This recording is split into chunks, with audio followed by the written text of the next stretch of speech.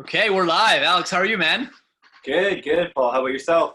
Good. I'm really stoked to have this conversation. I mean, so we connected like quite recently, and it's funny. We've kind of been noticing the same things in the market, especially this is the COVID time, right? So there's a lot of people that are waiting things out, and I get it. There's a lot of uncertainty, but like we've seen some really interesting things in the market that are counterintuitive, and there's people that have been waiting things out, but they're also being proactive by doing a few select things, especially when they're looking at property. So really stoked to dive into that.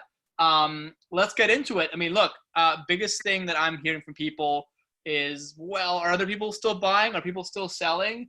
Like, what are your thoughts on just the market? Are people still buying and selling? And are the prices starting to go down? Is it a time to get a deal? Like, what do you think? People are definitely still buying and selling. I myself was actually showing properties this morning. Oh, wow. Now, Yeah. there aren't as many buyers and sellers out there at this point in time. Yeah. So, I mean, looking at the numbers right now, yes, listings are down by 60% and Uh-huh. sales down by 30%. But the people that are out there and active and looking are very serious. We've kind of just removed the looky-loos, per se, that aren't serious about buying. Sure. They're just kind of out there in the market, right?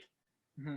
So, but prices are actually holding very steady at this point in time. Looking back at March, we've actually seen slight increases both month over month and year over year across all property types through the Fraser Valley. The only region specifically that we've seen a minor decrease is kind of the South Surrey White Rock area. But aside from that, Langley, Cloverdale, Surrey have all seen small increases in price, and they were kind of been trending upwards since January. So moving into April, this is where things may get a little bit interesting, Right. because people that have previously sold their homes maybe in February or early March now are needing to get into homes, right? Right. So that's your first category of people who need to find a home right now. They've already sold, they're on a deadline, and they're needing to get into a new home. Sure. However, we also have people in more distressed situations, per se. Mm-hmm. For instance, it could be a family and the husband just has tragically passed away, didn't Right. have life insurance, and now the wife has to take her kids. Very unfortunate situation, but Right. they don't have the savings, and now their savings is kind of pooled in their house, right? So that's one situation. Another one could be an elderly couple, they're retired. A lot of their money was in the stock market, that's come down. Sure. Now Sure. they need to downsize just to pull out some of that equity, right? Right. And these are just some of the more extreme cases. Sure. But they're happening more often than before because COVID and the job loss. And I mean, are you starting to sense that? Are you hearing stories that it's happening? Oh, definitely. Yeah. And you're running into other situations. There could be kind of frontline workers, RCMP officers who are being repositioned because they're repositioned every so often. And I've had a few cases like that, not personally, but people within my office that have had to move those people. And they may not be directly affected by the virus itself, but they're being moved just based on their job and being relocated, right?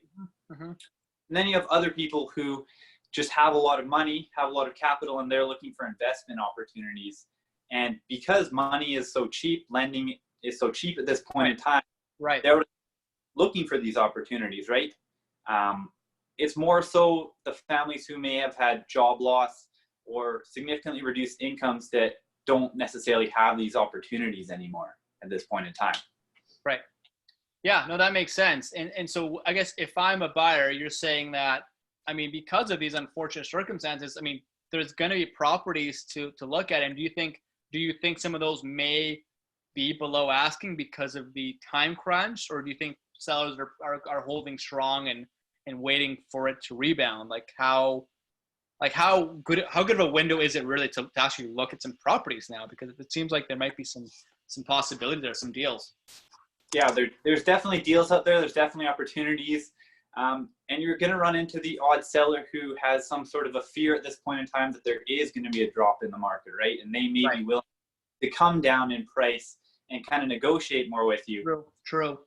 So there's definitely opportunities out there. You just kind of got to keep your eye out, have a good realtor looking out for you that kind of knows the areas, and just keeping an eye on the market every single day. Because even though there are less listings, most of the people in the market, as I mentioned, are a lot more motivated to sell right now or to buy. So Totally. And why don't you talk about, I mean, obviously the areas that you focus on, maybe some more hyper local trends that you've seen? To be honest, I focus mainly in the Cloverdale Langley area, and Yeah. prices have been holding fairly steady through this point in time. But again, as I mentioned, as we're getting further into April, situations are changing. People have been at home for a longer period of time, and the people that have previously sold are now getting into those new homes. There's significantly less inventory on the market and less buyers out there. So there's a lot less competition, which kind of makes things interesting, mixes it up, and is going to present those opportunities to buyers in the market. So I think this is a good time, definitely for buyers to be out there looking, obviously taking all the precautions, but there's so much we have set up right now with virtual tours, videos, all these things that you can be previewing listings from home and get a really good idea of them. Which is arguably something that should have been there in the first place, or it was, but now people are more forced to use it, which I think is probably a time saver for both parties. Which I think is maybe definitely some more good happening within the pandemic. And I guess like you mentioned cheap financing, right? And on the mortgage side here, like it was record lows at the beginning of March, but now it's been going up a little bit. It's I mean, you look at the point of this filming, 2.5 on the fixed, 2.2 on the variable. So variable still lower, of course. Do you find that people are taking advantage of this? Like, are people that you talk to, have they gotten pre-approved? Do they know what they can afford? Have they locked in their rate for 120 days by getting pre-approved? What do you think that home buyers could be doing to be more prepared to jump on that potential housing deal with financing, anything else related to like the buying process? So we are seeing some people take advantage of that. However, there's others who unfortunately aren't as proactive. Right. But that's something I would highly recommend, is taking advantage of these rates right now. And as you know, when you lock in for a rate, that gives you typically 90 to 120 days? Yep. And you're going to be guaranteed that rate. If rates go up, you're going to keep that rate. And if rates go down, you're going to get the new lower rate. So you really can't lose in this situation. So planning ahead, in my opinion, is the most important thing. And so many people fail to do that. Mm-hmm. And as a realtor myself, I don't really want to be taking someone out that hasn't been pre-approved. Talking on the approval section, right? Yeah. Number one, because I'm not sure if they can actually afford what we're looking at, even if they think they may be able to. And number two, if I take them into a property, they fall in love with it, and then all of a sudden they can't get financing for it, it's a heartbreaker for them, right? Yeah. So you're really just losing on both ends. We're wasting each other's time. Whereas we go ahead, get this done, and in the long run, even if we don't purchase right away, even if it's 3 months down the line, we're still guaranteed the best rate.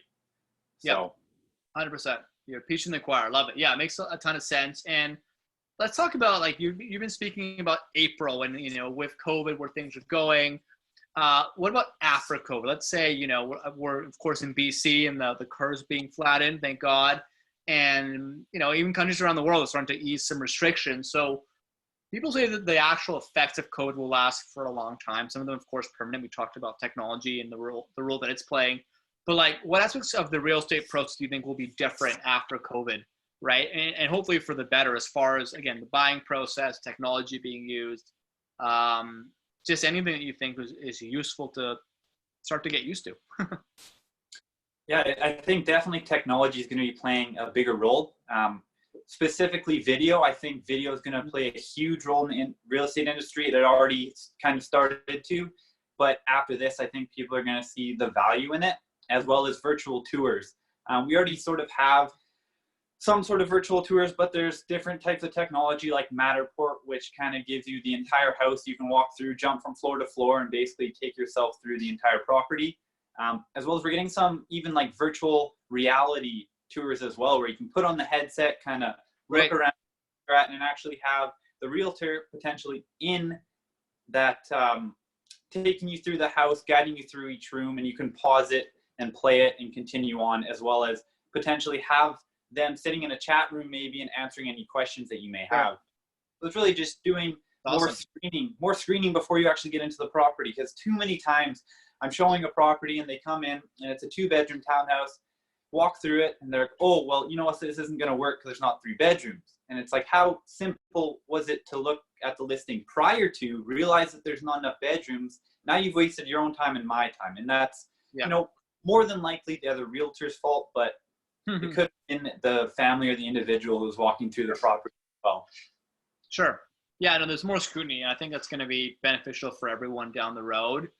And yeah, just more on the technology angle, and just to kind of wrap up with, the call to action is there's people that have been sitting on the sidelines for a while now because they want to see where things go.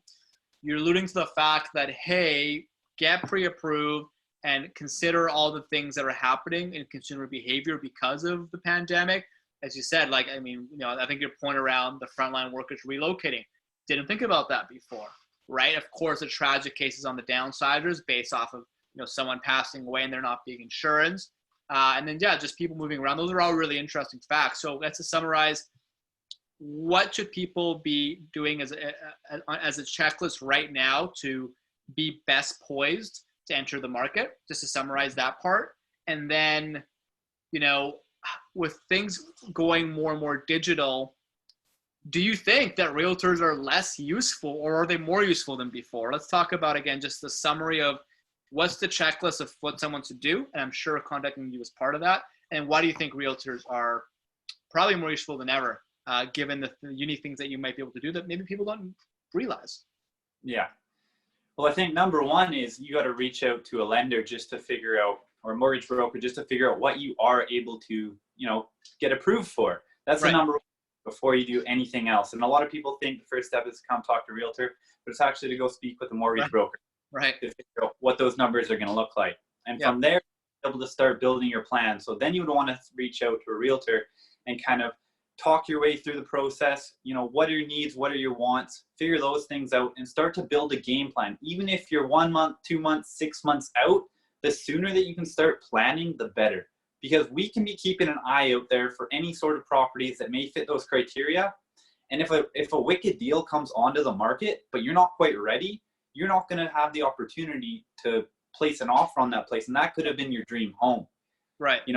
I just don't think you can stress enough being prepared early on, because that's going to prevent you from missing out on any opportunities in the future. For sure. And then, from there, I guess, as you had mentioned, why are realtors more important than ever? Yeah. I think because there is so much technology going around, right? And we really need to step up.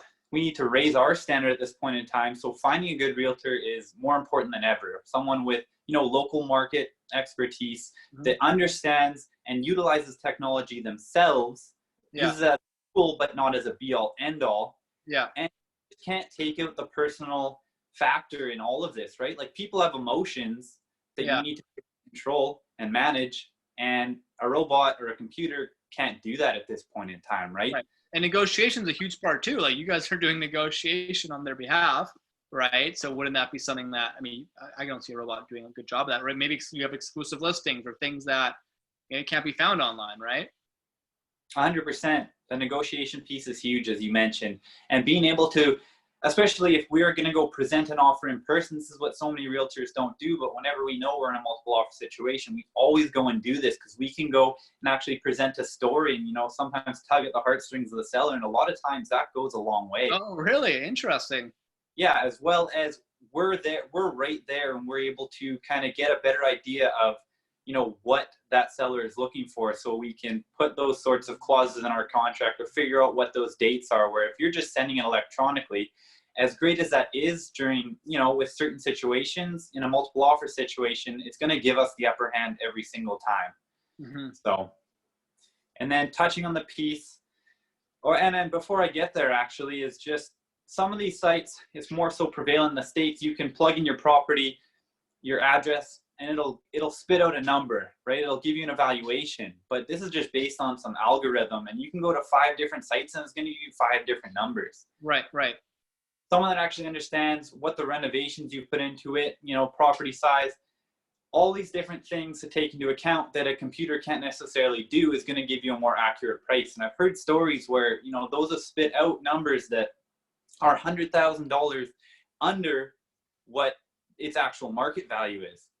So I think it's so important to actually have a human being, specifically, a realtor with expertise, come into your house that knows the area well, that understands your property and can give you a better price. as well as the marketing piece with that, right? Yeah, sure. But kind of as you were touching on before, why, I guess that kind of summarizes why realtors are more important than ever.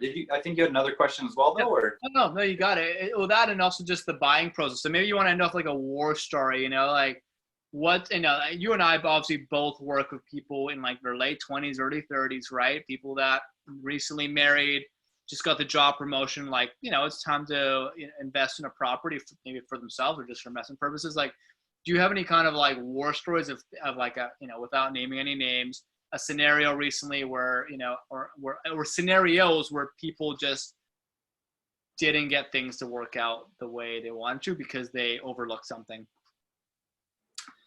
Yeah, I have one that happened pretty recently, and this was more on the lending side, actually. Okay, so, interesting. Yeah. Had been suggesting that they go and speak with a mortgage broker, but they were just sold on going to their bank, right? Sure. So we got through the entire process. They were told they were going to be approved for what the amount was, and then basically we closed on the sale. Wow. And then we were removing subjects. Yeah. And during that process, there was just a lot of confusion with the bank, and whoever had been working with my clients, they were uneducated. They made a lot of mistakes, and they were asking for. Sorry? Like the bank teller who's probably selling 10 other products. I mean, it's hard to go deep with that, right? Exactly. And he's promising them things and then telling them they're not going to get approved afterwards. And we just weren't in a good situation. Luckily, we kind of managed to get it through at the very end of the day. But I just kind of showed him like how much stress we could have saved. Like this guy's parents were going to pull equity out of their own home in order to kind of help them out, right? It was just a nightmare of a situation. But right. Was it like not enough down payment, or they just weren't approved for as much as they think they were, or was some income not really qualified, credit score issue? It was a self-employed individual with a new business. He hadn't been in business for 2 years. So right. I think obviously you guys have a lot more options when it comes to those sorts of individuals. And yes, he had been promised something by the bank. They were very slow on getting back. And until he pushed and pushed and pushed to finally get an answer, it was just a very difficult and stressful process. Like we were only a few days from subject removal before we got it done. So, got it. And another one, actually, a little while ago, was a client who had moved out of town, and obviously they had used a realtor out of town and bought into a new property. It ended up being kind of like a lakeside property. Yeah. And after the purchase of the property, only then did they find out they were only able to live there for 6 months of the year. Okay. So that realtor had actually not done the due diligence and kind of let them know, what the deal was with that property. So they ended up sorting it out afterwards. I'm not exactly sure how, but I think that's why it's important in knowing and trusting whoever you're utilizing on both, the mortgage and the real estate side. Yeah, man. Well said. Amen to that. Well, that was an awesome rapid fire session. Alex, thanks so much for the insights. And hopefully people take these notes to be better prepared, not just during the crisis, but preparing for the rebound. No, definitely. Yeah. I appreciate you having me on, and hopefully people will find some value in what we were talking about today. 100%, man. Take care. Be healthy. Awesome. You too, Paul. Okay. Cheers. Bye for now. Bye. We can still talk, by the way.